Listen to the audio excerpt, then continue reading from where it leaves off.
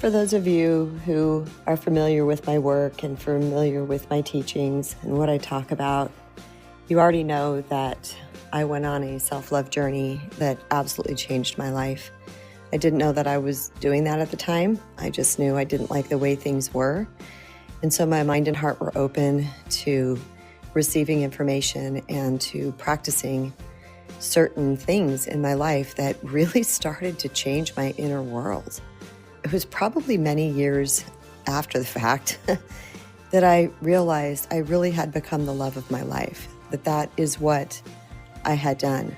And this is something that I will talk about a lot because I truly believe in my heart of hearts that this is where we start to move the needle in our life. This is where we really start to heal our inner world, because there are certain things that we can do that, unbeknownst to us, they clean up a lot of the spillage, a lot of the broken pieces, the things inside of ourselves that we deem unacceptable and that someone won't love us. And what happens is this leaves us with a void inside of desperately wanting to be loved, wanting somebody else to come into our life and to make us feel whole and complete. The problem is that this is a false narrative. It's never going to happen. And for those of you who know, you've already tried it. And you keep looking for that one person to make you feel good. And some of you might have even become addicted, so to speak, to a certain individual because you loved the way they made you feel initially. And then as the relationship went on, you realized that nothing they really ever did or said truly filled that void inside. And this is why this work that I believe, this is my belief, that we truly have to do on this journey is to become the love of our life, because amazing things happen when we do this. So welcome everybody. My name is Kristen Brown. I'm a personal development and self-healing author, healer, and mentor. I am the author of 2 books, From Doormat to Sweet Empowerment, and the international #1 bestseller, The Recovering People Pleaser. The Recovering People Pleaser is all about healing your inner world so that you can attract and create the most glorious outer world. And through a blend of lived wisdom, neuroscience, and universal truths, I help people rediscover their true worth and reclaim their personal power. My motto is all change happens on the inside first. And when you change your inner world, you change your life. There is no 2 ways about it. So many of us spend much of our lives chasing love. We're wanting to be chosen. We're wanting to be seen. We're wanting to be good enough. We're looking for somebody else's approval. But somewhere along the way, we didn't know yet, or maybe we just forgot that the relationship we have with ourselves sets the tone for every other relationship in our life. So becoming the love of our life is about healing the root of your self-worth. It's about realizing that everything you've been seeking from others, whether it be validation, love, approval, acceptance, care, respect, consistency, safety, was never meant to be outsourced. You must become your own source. It's meant to be cultivated within. And when you become the love of your life, you stop living in a state of emotional starvation. You stop waiting for the scraps of love, attention, and approval, because you have now nourished yourself on the inside. So just think of it like an empty cup. I feel, or I've kind of theorized, that we have a worthiness cup within. And when we come here, that cup is full. As little beings, little souls that enter into a human body, we know nothing other than our worth when we first come here. And that's why we're so willing to be authentic. But as we grow and the brain waves increase and we become more aware, we start to take in information from the outside world, information that says there's something wrong with us, we're not enough, or maybe we're bad. And that worthiness cup starts to drain. The bottom, the way I pictured it in my mind's eye, is that the bottom pops up like it's on a hinge and all our worthiness starts to drain out. So now we're walking around with an empty worthiness cup and it doesn't feel good. We don't like the way this feels. So we search out into the world for somebody to fill this for us. The problem is, though, that outside love, approval, acceptance, validation, care, all of these things that we're looking for, protection, it goes in the top of the worthiness cup and flies out the bottom because it was never meant to be filled from somebody else. It was meant to be filled from us. So what happens is when we really truly start to love ourselves and become the love of our life, the bottom pops up on that worthiness cup, and what we put inside sticks. It stays. And what is a natural byproduct of filling our own worthiness cup is we no longer settle for scraps. We're better discerning about energies that we're around, meaning from other people. We use more care in choosing who we want to allow in our space. It's interesting how this works because as I started to heal myself, I found myself saying no to situations organically. Very interesting. Even with meeting friends, even with meeting new people, I can immediately feel if this is a person who is going to meet me at the way I love myself or they're not. And I think this is a twofold thing. One, it's an energetic thing. So I started to attract people to me that matched my inner world, which was that I love and respect and care for myself. But two, the way I showed up in the world through my words, my behaviors, my actions, my yeses and my nos, my boundaries, my authenticity, that organically started to weed people out that were not a good match for me, whether it's platonic or it was romantic. This is a really important concept to really grasp because many people don't really understand what happens when we do love ourselves. It's kind of like this dream out there. We can't quite put our finger on what's going to happen because maybe no one's really told us. We just keep hearing over and over again, love yourself, love yourself, love yourself, become the love of your life, become your best friend, become your best caretaker. And we're like, okay, but what is going to happen? So the things that happen were a little shocking, but not in a negative way, just surprising to me because I started to do the things that I had just mentioned. I started to care less about gaining people's approval and stepped even more deeply into my authentic nature. I was able to walk away faster. Let's say just even in a conversation with someone and I have to go. So instead of sitting there and being afraid of saying, I got to go, I'm more apt to say, I'm sorry. I love speaking with you, but I got a boogie right now. I got to be somewhere. Just these type of behaviors, you'd be surprised at what they yield you in the world, what's going to come back to you in the world.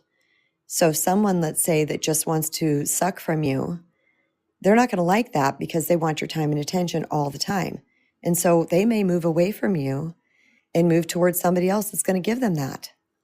Other people might say, wow, I love his or her confidence. I love how they're so sturdy, how they're so solid. And that's going to be wildly attractive to some people, and it could be a turnoff for someone else. And these type of things, when we don't understand that they can happen, they can be scary at first, especially when we're recovering from people pleasing, because we're used to trying to get people to stay. We're used to wanting people to stick around. And so if we start to feel someone floating away from us, the old narrative is, oh my gosh, I got to do something. I got to change something about myself. And we might quote unquote chase. because somebody has moved. They have stepped back. Now, in this stage of the game for me at 58 years old and having practiced true self-love for 15 years, I'm at the place where I just observe it. I'm like, interesting how I'm showing up in this way and these particular people keep moving towards me. They love it. They're basking in it. They're so happy that I'm in their life. And other people just sort of flittered away because the truth of my energy and my personality was highly attractive to some people and not to other people. And so when I got into observance mode about this, and I just sat with it and just paid attention and didn't judge what I was seeing, I started to see a pattern. And that pattern was revealing something really brilliant and magnificent and something that I had never seen before because I was chasing so much. When I say chasing, for me, chasing didn't look like blowing up people's phones and constantly trying to be with somebody. It wasn't that type of chase. It was an inner adjustment that I would make within myself to try to get their approval, to try to be that person, to try to prove myself to them. That's what chasing looked like to me, was all these little adjustments that I would unconsciously make to get their approval. The operative word here is unconscious. We must understand that we're coming from brain programming. We have been conditioned into certain things, but we've also picked up what gets us approval, what does not. And the brain immediately goes doop, doop, doop, doop, doop, and seeks to change ourselves, to move us away from our authentic self to try to get the approval. And then when we see that that works, we will double down on that thing. The problem is that we have now fractured away from our authentic self. We have denied our sacred self. We have made ourself not a priority. How do you say that?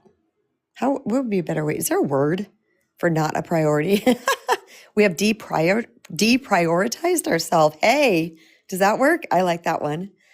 We have deprioritized ourselves.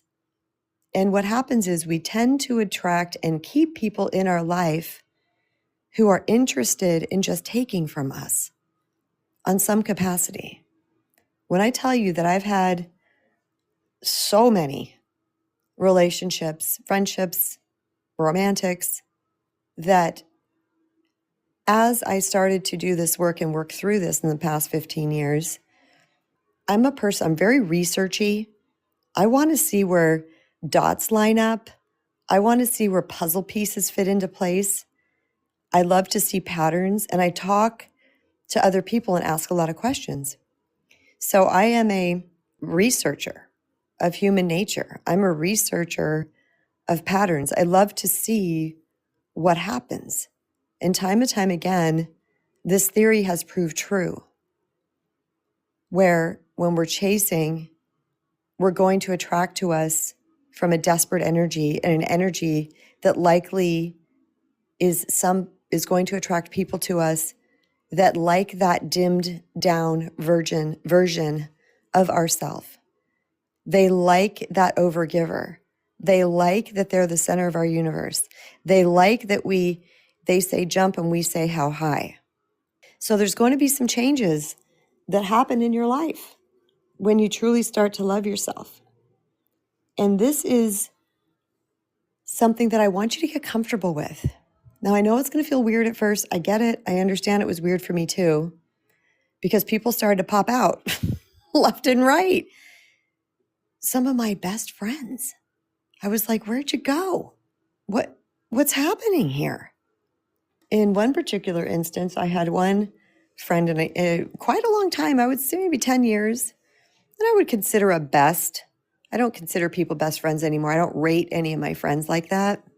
I call basically everybody a dear friend. If it's someone I'm close to, they're my dear friend. But I really don't label people as best anymore, because for me, for Kristen, I had certain guidelines that a best friend had to live with under. And I found myself like expecting things from these people that were from more of a control aspect to make me feel safe, and so they could uphold the title or the crown of best.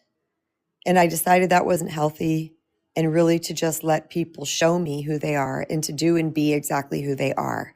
So with this one particular friend, we were friends for quite a while, and there's backstory. There's things that had happened along the way that I turned a blind eye to. I just kind of overlooked it. I just didn't call attention to it. And one very big one was when this particular friend tried to flirt with and hit on my husband at the time, who was my tsunami ex. She did something that was really just out there. It was obvious. It was rude. It was bad. She was under the influence of alcohol at the time, which I don't believe is an excuse, because I feel many things come out with alcohol that are there in your sober thinking, but during the alcohol stupor or mist, if you will, or fog, people tend to do what they want to do, like, right? Because the inhibitions are lower.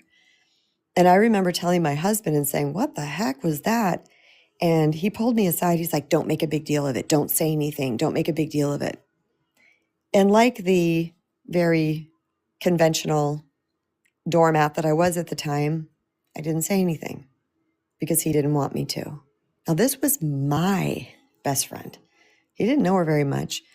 I have suspicions, though, to be honest with you. In hindsight, I will never be able to prove this. I don't know if it's true, but I have suspicions that there was more going on there, and that's because there was other things that happened after the fact as well that were quite ridiculous, like seeing him one time when we walked into an establishment and running over to him and quite literally jumping up on him and wrapping her legs around his waist. That's a bit of familiarity that I was like, for the 5 times that you guys have seen each other, that's kind of weird to me, you know? So there was something strange about that. But at any rate, I never called her out on it. I never called her out on it. I didn't say a word. And then time went on and I started to heal because I was doing things that were healing me. And I called her out on something else. I said, you know what? It really hurts my feelings that you blank or whatever it was. And we never spoke again. So the one time, after all those 10 years, of all the fun we had, of all the deep conversations, of all the support and love, and I called her out once. And she got super defensive and nasty and told me, whatever she told me. And I'm not even sure if this was via text or a phone call, to be honest with you. I don't remember. That was the end of it. Boom, relationship over, done. And I didn't feel like I was wrong because the thing that she did was very uncool. It was super uncool. It was disrespectful. I kind of waited, sort of, for her to reach back out and to say, hey, I'm sorry. That was, I get what you're saying. I don't want to lose you as my friend, et cetera, but it never happened. I will say during that time, though, my intuition was telling me that it was not going to happen. So there was 50% of me was like, is she going to reach out to me? And 50% of me wasn't. Some of you might be asking, well, why did you reach out to her? Well, because I was healing. And I had all of these things that she had done in the past, all of these things. And I thought to myself, is this really someone who cares about me? Is this someone who really values me, who would do these very rude things and mean things? And not to mention that she was extremely moody and sometimes just nasty. So there was all of these things, but there was parts of her that I just loved. We were the same age. We had the same sense of humor. We had the same musical taste. There was just so many things that were in alignment with us as friends. And we laughed a lot together. But as I was healing, it wasn't even a question if I was going to reach out to her. I was willing to slowly let her fade into the background of my life because there was repeated disrespect. Now remember, this is post-healing. Pre-healing, I would have just accepted it. I never would have said a word. I would have swallowed my hurt feelings. I would have played nice. I would have pretended everything was okay. All the things, all the masks. Thank you, Michelle. Michelle said, yes, with 3 exclamation points. Good for you. Thank you. I appreciate that. This journey for me has been very solo. It's been very alone. It's been very interesting because if I were to mention something like that to somebody else in my life and saying, hey, this person did this, and here's what I did, thinking of a particular person in my life, like my mom, oh, honey, she was such a people pleaser and a doormat. She would have probably tried to talk me out of it. Not understanding, because she didn't have boundaries, that this was a really good thing. And so I didn't have people I could go to that was like, yeah, girl, heck yeah, you're not doing that. What is, that's whatever. It's her bad. She needs to come forward, whatever. After the fact, after the friendship was over, I remember telling another friend who knew her, because we all worked at the same salon at one point. Everybody was in different salons eventually. But at one point, I told that friend, and that friend looked at me and she's like, girl, why did you not say it? She goes, I would have been up in that. I'm talking about one of the flirting moments when she cornered my husband in a room and standing in a mini skirt with big high shoes on. And she was 5'6" to begin with. So, probably 3-inch heels. She's about 5'9", 5'10". And she threw her leg up on the wall, like basically revealing her nethers, if you get what I'm saying, because her waist was super high at that point, because she's tall and had the shoes on. And I walked around the corner and saw it.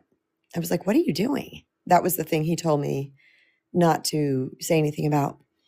So when I told my other friend, she was flabbergasted. She was like, what? Oh my God, girl, I would have said this, I would have said that. And I looked at her, and her name is Kelly. And I looked at her and I said, Kels, I know. That's where I was at. That's where I was at. And she just kind of looked at me like, okay. She got it. She's one of my dear friends. She got it. She was like, okay, like, all right. But I said, thank you for saying that, though. And this makes me tear up. Thank you for saying that, though, because you're validating what I felt I should have done, but I was told not to. And that won't happen again. That will not happen again in my life, because I am now the love of my life. I am now my best friend. And if someone pulled some type of shenanigan like that, I have gotten very, very comfortable with confrontation, if you will. It doesn't mean I love it. No one wants it, right? We don't want to just go confront people left and right.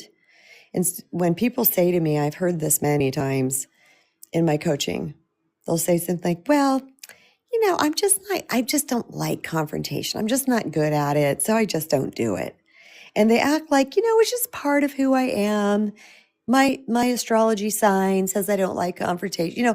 They act like it's this label or this just part of their personality. And so, yeah, Kristen, that's all great, but that's never going to happen. And I say to them, you got to get comfortable with confrontation if you want to claim respect in your life. If you want to be able to set boundaries, you got to get comfortable with it. Again, doesn't mean we need to like it, but it means we need to get comfortable with it. So we're going to talk about what becoming the love of your life looks like. And I'm not going to throw at you my typical 5 self-love tenets. You've all heard those. You all know those. They're in my book, The Recovering People Pleaser. Right? I'll say them quickly. Respect and protect self, which basically means boundaries. Forgiveness and grace of self, which means forgive yourself for your mistakes and be graceful about things that you're going through. Compassion and acceptance, extend deep compassion to, deep understanding to, and accept where you are and who you are. Positive, supportive, and loving self-talk, okay, that speaks for itself. And self-care, which means taking care of your needs. So it means taking your own needs seriously. It's meaning that I have individual needs in my life and I need to take them seriously. I need to understand that there's only one person who can really attend to my needs, my true needs, and that's me. So if I expect people should, quote unquote, just know, they should know, then I am defeating myself and I'm defeating the relationship because nobody just knows and should know without us speaking up. Not only that, not all people can meet those needs. We are designed to meet our own needs. That's how we fill the worthiness cup. It's not about expecting others to come in, swoop in, and do the thing. It's about you doing it to yourself, for yourself. This is also about, which I already touched on, letting go of relationships that require you to shrink. One of the byproducts of healing ourselves is recognizing that I play small around this person, that I dim my light, that I don't speak my truth, that I'm not authentic 100%. Because I do believe a lot of us are authentic in a lot of ways, okay? But there's just that extra level up. There's that gold star level of authenticity that we might have just kind of ignored that. Let me just put that down because that might be too much for people. And so we're afraid of being too much. And many of us have been called too much. And it may not even been that somebody says to us, you are too much. It may not have come out that way. Could have come out like, let's say there's music on in the grocery store and you're dancing and you're having fun and someone rolls their eyes and like, oh, stay away from me. That's a message of too much. You see what I'm saying? It doesn't always, because when people were, this whole narrative came out, oh, I was called too much. I was called too much. I thought to myself, no one ever said to me I was too much. Those two words were never said to me, but it was shown through eye rolls and facial expressions and people backing up or walking away or not meeting me where I was at. Like, let's say I was sharing my emotions or how I was feeling about something and being like, you're never happy. It could be that type of thing. And I remember that was when I was in a particular relationship and I was continually trying to help this relationship and trying to talk about the disrespectful things that this person was doing over and over again, things that hurt me, that made me feel like they didn't care. And these were now all these years later, because I've done the math, I have gone back into all my relationships and said, was that on point or was it not? Was I correct in that thinking and assessment or was I incorrect? And I look back now, and if that was me that I was coaching, I'd be like, no, you're 100% correct to do that. But then I wasn't met at it. I was told things like, I just can't make you happy. Well, yeah, you can by stop being disrespectful. But nope, they didn't want to hear it. So those were the things that were said to me that made me feel like I was too much. I want to see a show of emojis for anybody who has been said directly you are too much, or someone has implied it through other language, or just eye rolled at you when you were being yourself. I see one that went up. Okay, now we're getting a bunch of people coming up. Yeah. Doesn't feel good, does it? We have Leah, Lisa, Janet, Jeanette, Deb, Paula, Truth, Michelle, Dr. Robert. Yeah, a lot of you feel that way. And I'm sure some of you who are on Android and can't actually send up your emojis. Dinga joined as well. Yeah. Okay. That's one of the things. So we play small. And this is where we learn to speak with ourselves with compassion instead of criticism. This is about, let's say in this particular instance where I would be singing or dancing. I sing all the time, you guys. It's a thing. It's just a thing. If there's music on, it's a song, it's my jam, I'm going to be singing. That's just all there is. And it's not always loud. I'm not making a scene. Maybe if I'm by myself, I might be. But, I'm just singing along, doing my thing. Let's say it was an instance like that. Or dancing in the grocery store, because that bothered my kids. And I'm laughing about it because of course it did. Mom, you're so embarrassing. Don't do that. But those things, being the recovering people pleaser, they mattered to me. I could felt myself shrink a little bit. I even remember stopping because I didn't want to embarrass them. Again, not making this massive scene, breaking out on the floor and breakdancing spins. And I'm nothing like that. Okay. Just subtle in my space, singing low, doing my thing. And then these things would come out. Sometimes I would stop, but as I started to heal, I didn't stop. I didn't stop because I would look at them and I would say, this is my joy. This feels good to me. I'm sorry it bothers you, but this is an act of love. And do you know what happened over time? They stopped caring. They didn't care.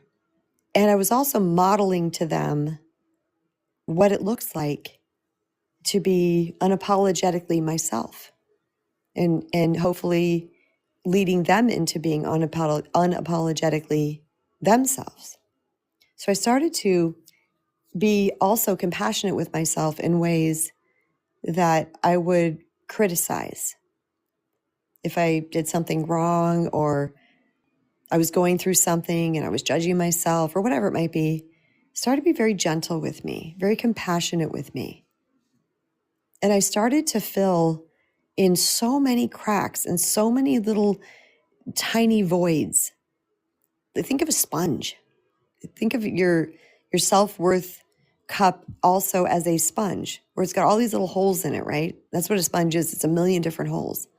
I started to fill many of those up just by being compassionate with me and being gentle with me and extending that same understanding that I so generously gave to other people. I started to turn it around on me. And like I said, the little holes started to fill up. And then I noticed I started doing it naturally. And again, way after the fact, I realized I had retrained my brain to see me differently and to treat me differently organically. It's also about showing up for yourself the way you wish others would. I waited and waited and waited to find a partner that would be protective. Now, I don't mean they're going to go looking for a fight. I'm not meaning that they're aggressive. I'm talking about naturally walking on a sidewalk and putting me on the inside of the sidewalk. See what I'm saying? Like those little acts of, oh, I don't want you driving, or you're going to be driving to Flagstaff. I'm going to go check the air in your tires first and check your oil. Just the tiny ways that they could show protection of me and value of me. And many other ways that were standing up for me. Remember, I've had 2 abusive relationships, physically abusive relationships. Of course, the mental and emotional as well. I had 2 of those. One was early in life and one was later. So they were certainly not protecting me, were they? They were doing the opposite. They were harming me. So I didn't even realize that I wanted someone to protect me. I didn't have the language. Do you know also that I didn't have the language of respect? I didn't know back in my 20s in a particular relationship that I was being disrespected. I didn't have those words. I just knew that it didn't feel good. What I would talk about the thing they were doing, but I wouldn't say, I feel so disrespected. I didn't understand that until, again, after the fact, when that word came up somehow, some way. And I was like, well, let me really, because I knew the word disrespect. I understood it. But I didn't understand what that looked like in actual behavior that was coming to me. Never spoken about in my home. That's language that I use with my kids. Like, that's disrespect. I gave them a word for the experience that they were having. Or that's unkind. Or that's cruel. Or whatever it might be. Yesterday I was coaching a client, and this person is really dealt with something yucky. I'm just going to say, and it was a relationship situation, of course. Most of our stuff is, right? And I remember they were telling a story, and I just looked at them and said, that was really cruel of them. And they just looked at me like, yeah, it is cruel. I gave them a word that they could get on board with and to understand, like, cruel is not okay. So labeling it and naming the behavior was really helpful for me, but also for me to understand that it was up to me to protect myself. It was up to me to be kind to me. It was up to me to be gentle with me, to honor me, to take care of me. All of that was up to me because I kept futilely jumping from relationship to relationship to relationship, one after the other, just feeling like, honestly, it was the luck of the draw. That's the extent of my wisdom. If I just kept pulling from the deck, I would eventually pull a king. How could I not? There's 52 cards in a deck, right? 4 of those are kings, but you get what I'm saying. And it never happened because I literally just thought it was the luck of the draw. So when someone I knew attracted an amazing guy that just loved and valued them and honored them and cherished them and all the things, I just thought that, and this isn't sarcastic, you're just lucky. It wasn't like that. It was like, oh, they found, why are they getting the good stuff? It wasn't until I started to show up energetically and through my behaviors of what's required to what behavior is required from them, what is acceptable to me and what is not acceptable to me. And this again happened organically when I started to give it to myself. Here's one of my favorite things, and it's a little bit mind-blowing. When I was treating myself poorly by not respecting, honoring, protecting, being compassionate with all the things I've mentioned so far, I couldn't name it, and I didn't really notice when others weren't because they were matching the way I was treating me. It was just like a blend. You get what I'm saying?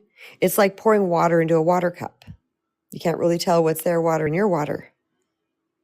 But when I started to treat myself that way, their behavior, with love, their behavior stood out like a siren was going off. Wow, wow, wow, wow. Mind-blowing to me that I would start to notice these things and they were loud. So instead of it just being like a subtle feeling inside of me, like, well, I don't like that. I don't think that's nice. And questioning, is that okay? I was questioning, going to other people and saying, is it okay that this person did this? Is this okay? Am I wrong? Because of course they would tell me I was wrong and I wasn't accurate in my assessment. But because I had never experienced the opposite of that, I didn't know it. But when I started to experience it in the most profound way that I could possibly experience it, which was the way that filled all the voids in my sponge and that filled up my worthiness cup, it stood out to me like a beacon. And so much so that I noticed it everywhere. In all areas of my life, I noticed it. Where a hair client, because this was more during the hair period, where a client would say or do, where my children would say or do, where a partner would say or do, where a family member would say or do. I got a funny story. I told my brother this recently when he came to visit me, and he's like, I don't even remember that, Chris. I remember one time, he's 15 months older than me. This is not cool beans that some of you know. And he's 15 months older than me. We're like Irish twins. We're a year apart in school. One time, we just have the same sense of humor. We have the same taste in music. Like we're very much alike. In fact, Cool Beans would say, I was always so jealous of you and him because you guys seem to get along so great. Well, he was also the meanest one to me out of all my brothers, just so you guys know. Anyway, that's youth.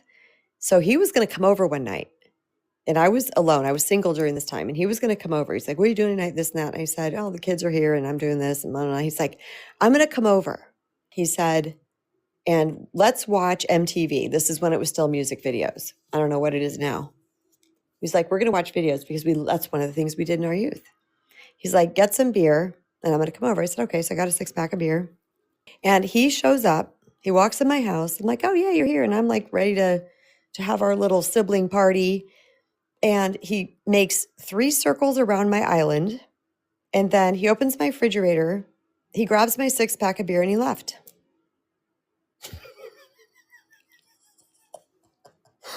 Oh my God.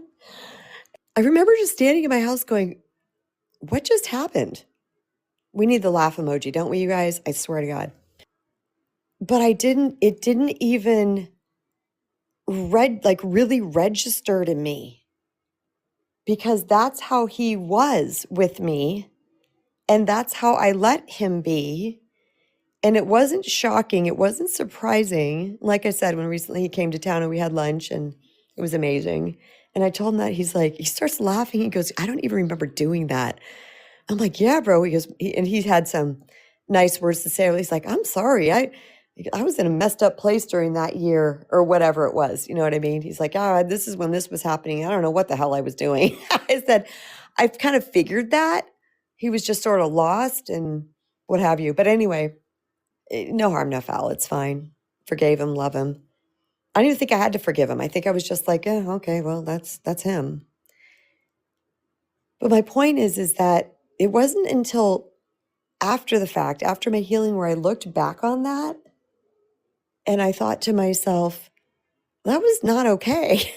Like, that is not okay. Like, who does that? That's weird. And probably why I brought it up to him years later instead of just bypassing it and ignoring it. Okay, we're going to bring up my first guest and our very own beloved program director here at Noom Vibe, Daryl with the dashes. Welcome, brother. Hey, that's a great trick. I got to try that sometime. Just think of what you want, say something, Tell someone "Hey, to I'm get gonna it, come over." come over and leave. What a trick that is. Wow. It's another form of trick and treat. He got the really treat is. and went out the door. But man, what a brother would be missing out on just hanging out and watching MTV. That sounds like a lot of fun, I guess. And it was his idea, Daryl. That's what's funny. Yeah. It was his idea, so I was totally down, and then that's what happened. Yeah. MTV now would seem so slow to young people today. They'd be like, "What are you doing while all these songs are playing?" Like, it's, you know what I mean? It's be perceived yeah. as so slow. Yeah, I loved MTV. And then it just totally turned into going down memory lane for MTV for just a second.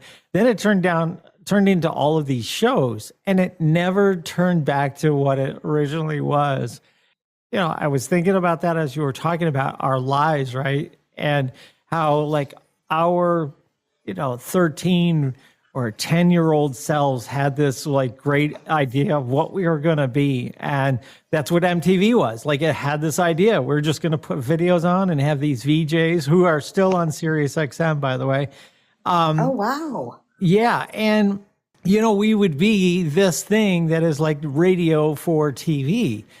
Eventually, it turned into this back and forth of programming because, it maybe reacts better, or advertisers like that sort of engagement and things like that.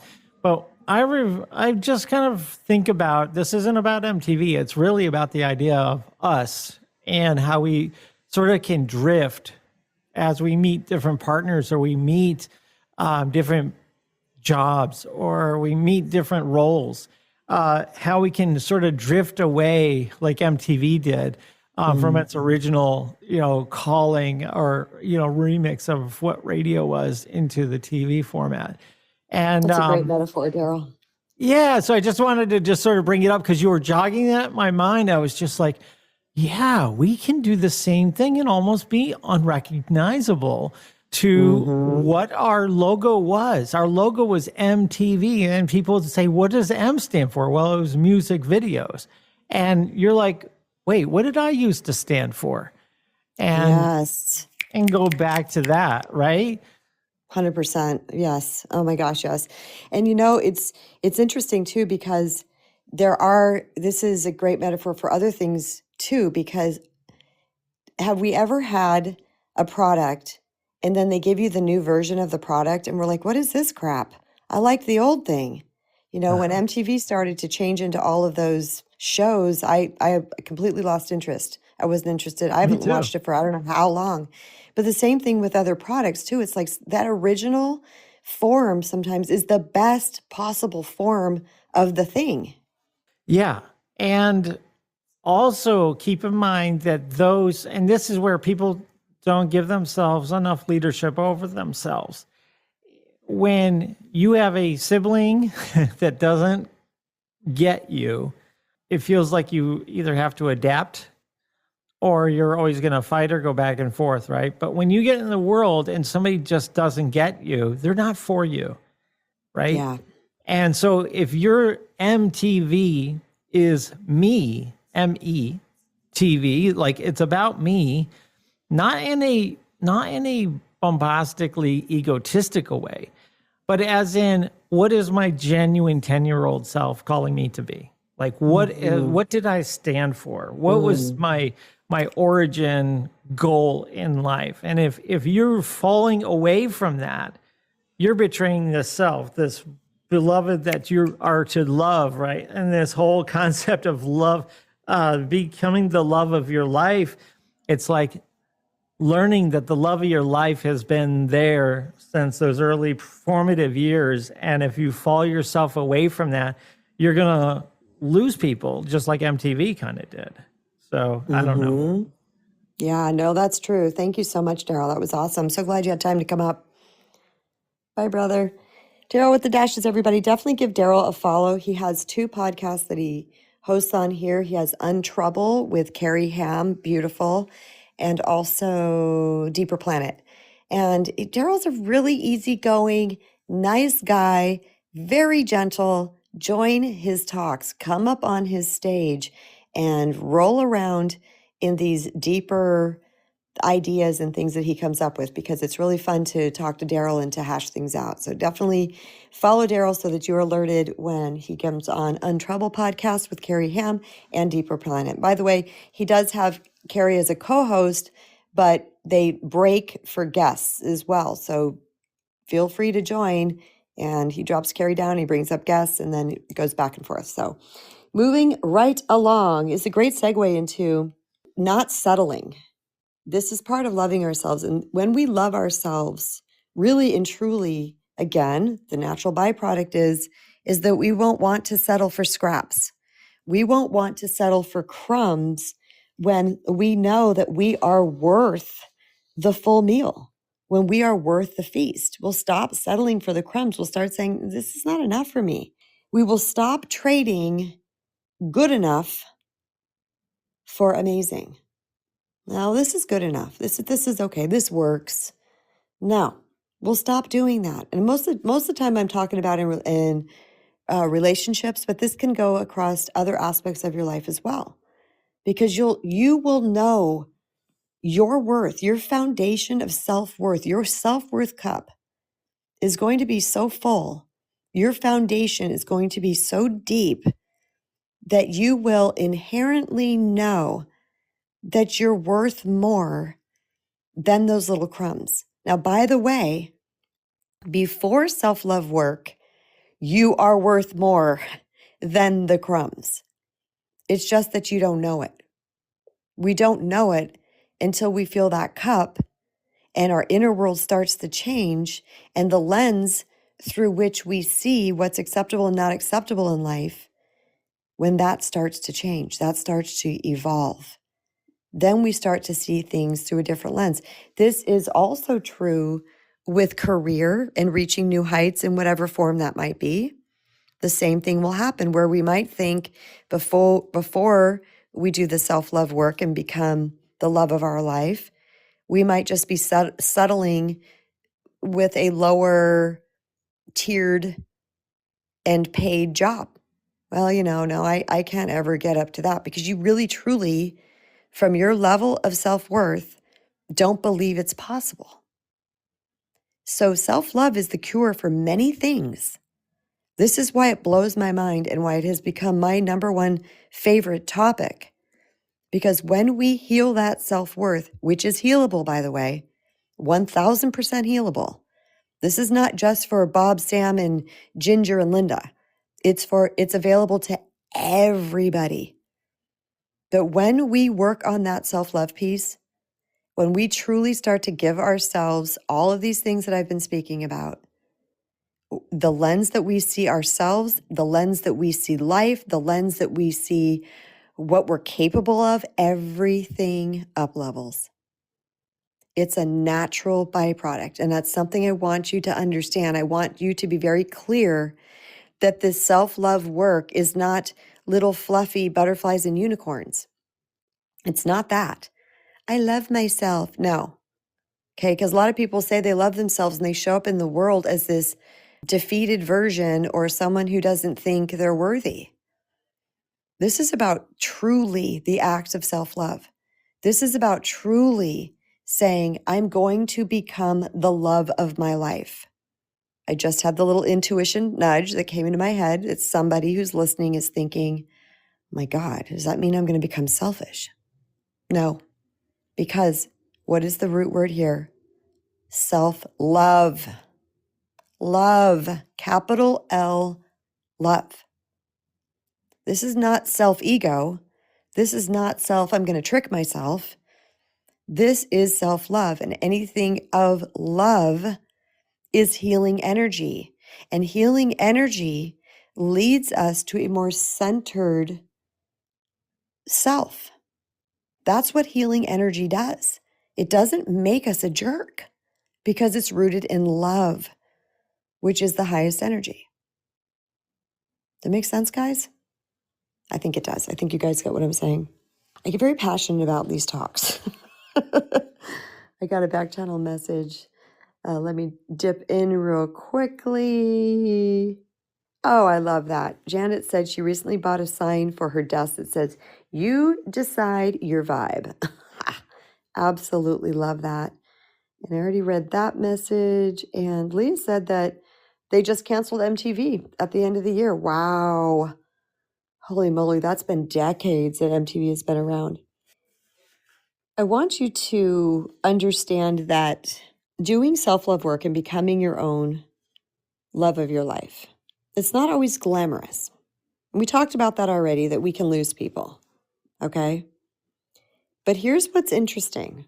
Keep this in mind. I have never worded this out loud. Let me see if I can word it correctly.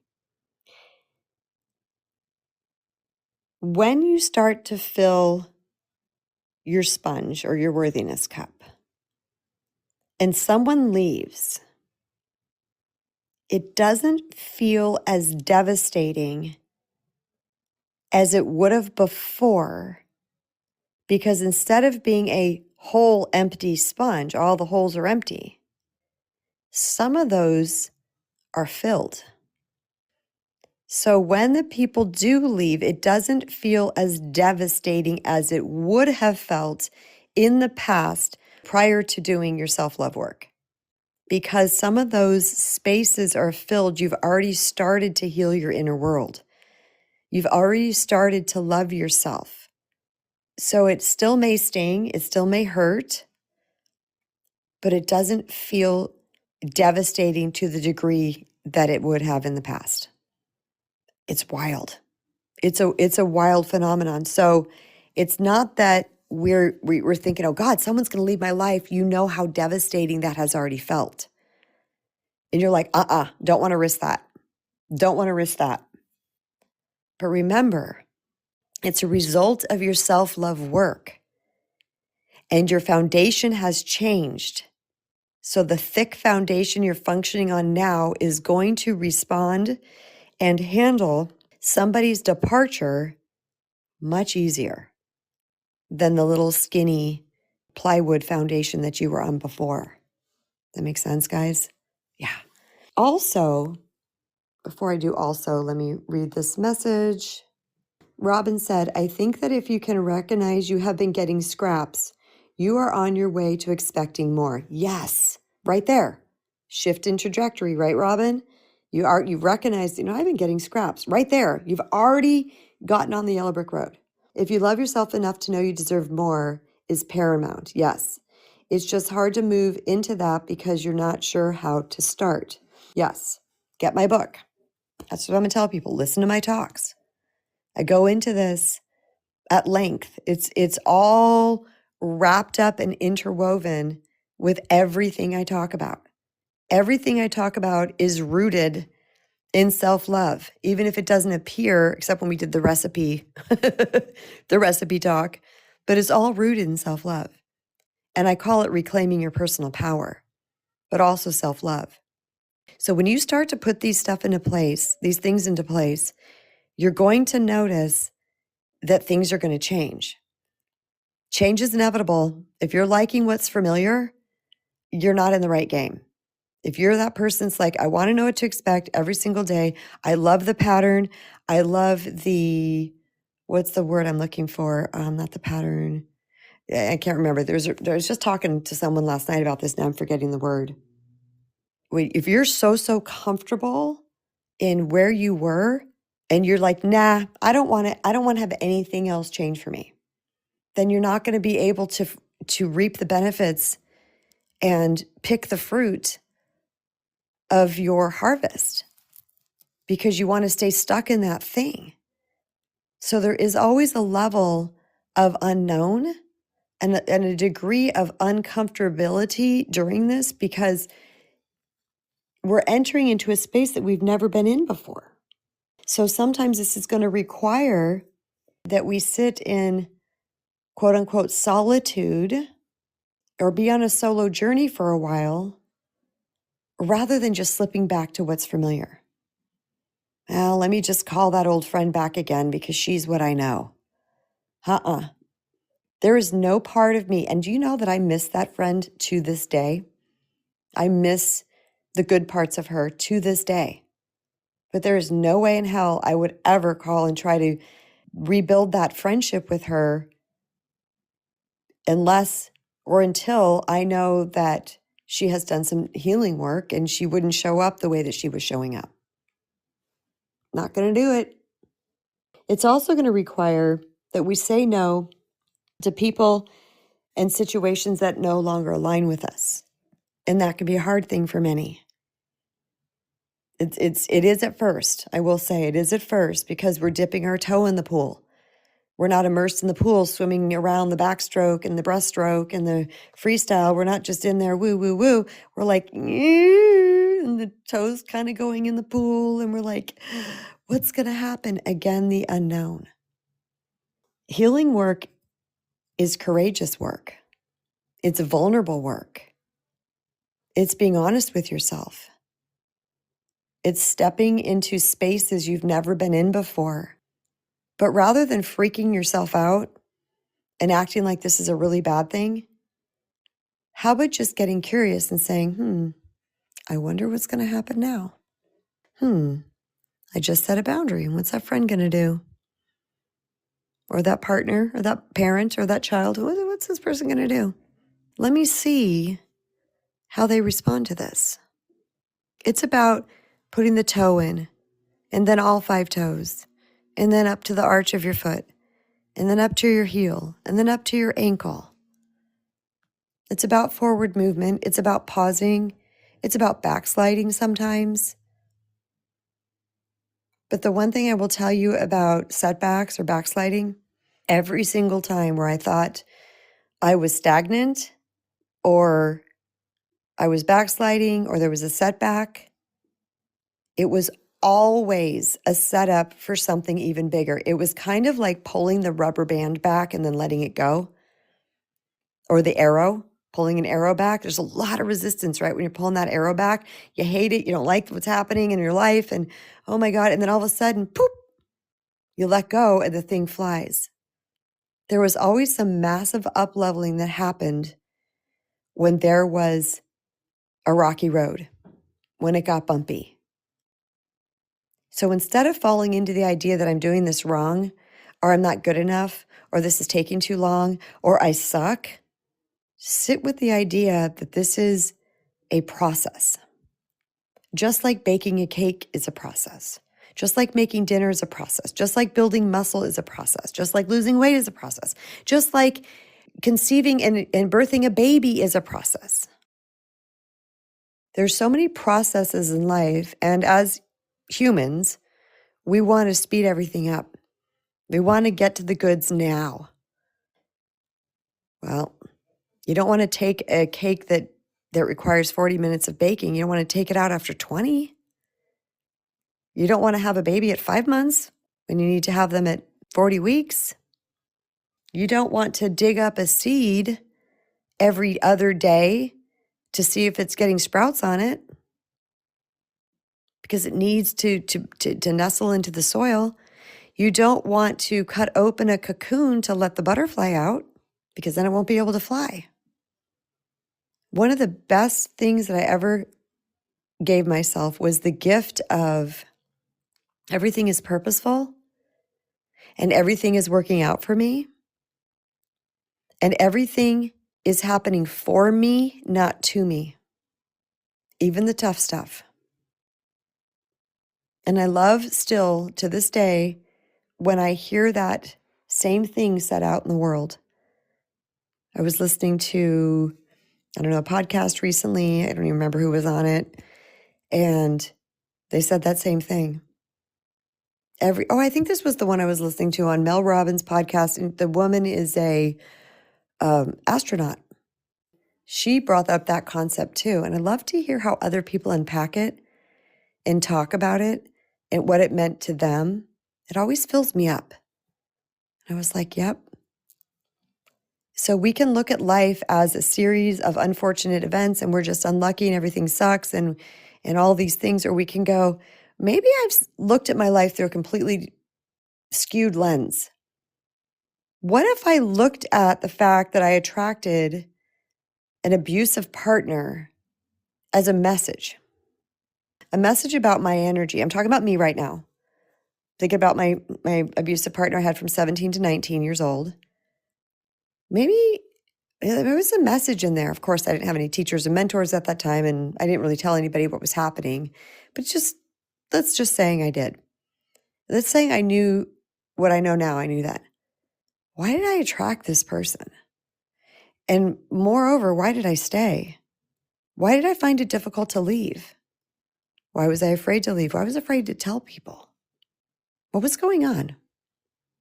What did I need to know about me? Because in every situation, there's a lesson. There's a lesson or a blessing. A lesson or a blessing. It's funner to say lesson or blessing. It's also about, as you're growing and healing, resisting the temptation to go back and say, I wish I would have known this sooner. I wish I would have done this differently. I should have known better. I wasted a lot of time. When we start to grow and heal and evolve and shift and morph and change and turn into the butterfly, it's so tempting to go back and just want to beat ourselves up. That does not work for us. That works against us. The best thing that we can do is to look back at that former version of you with love. Look back and say you did the best you could. Like me, I'm always looking back and saying, like the example of my abusive boyfriend. By the way, you guys, I never know what examples I'm going to use. I don't think of those things ahead of time. I just let them flow. So that's why I'm bringing this up. I'm not hinting at abuse. There's nothing regarding that in this talk. It's just the organic example that came up for me based on the flow that I'm in at this moment. But I looked back on that and I just felt so much love for younger Kristen. She's the sweetest thing in the world. She just wanted to love and be loved. She was kind, she's loyal, she's gentle, she's fun. She didn't know any better. And she was used to a certain degree of disrespect based on experiences that had already happened to her. Not to this degree, but she didn't know the line. She didn't understand where the line was. And she didn't know how to empower herself. And she didn't know how, boy, someone pulled that ish with me right now. Can you imagine? But sweet little young lady Kristen at 17 to 19 had no idea. And by the way, neither did 35-year-old Kristen when it happened again. She still didn't know.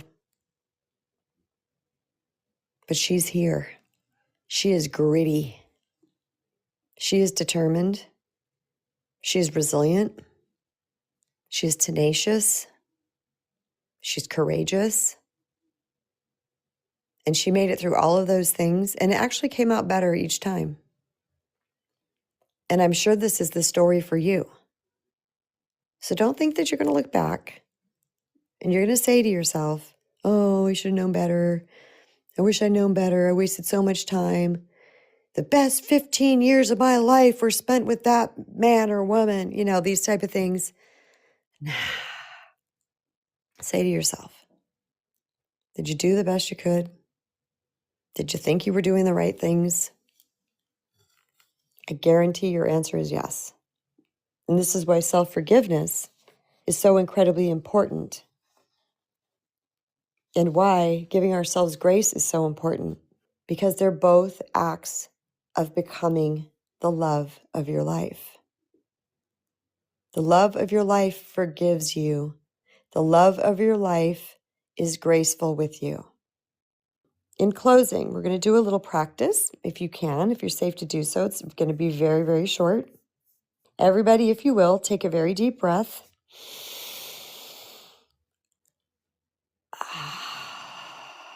Exhale, put your hand on your heart. You can do both hands if you want.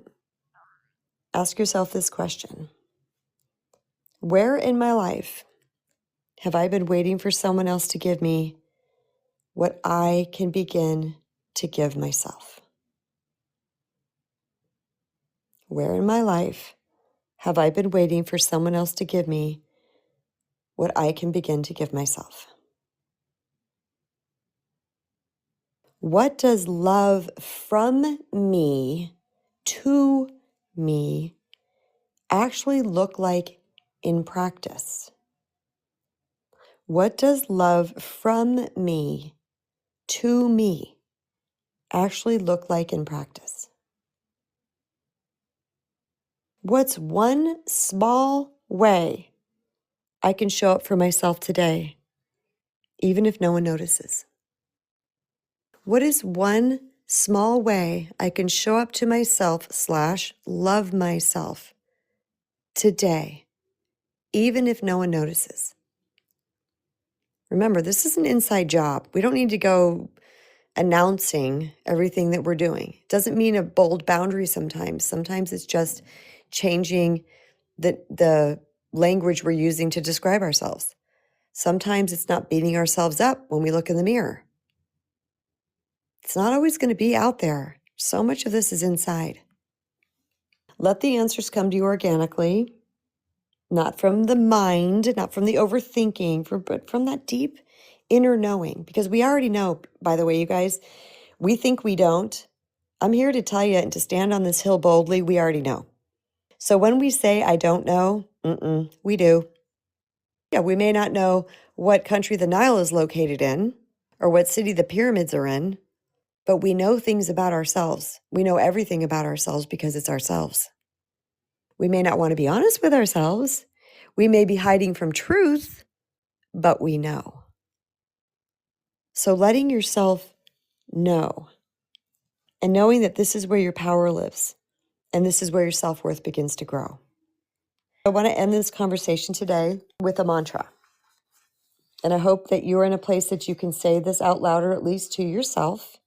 And we're going to say them 3 times, okay? I am learning to love myself. in ways I once begged others to. I am learning to love myself in ways that I once begged others to.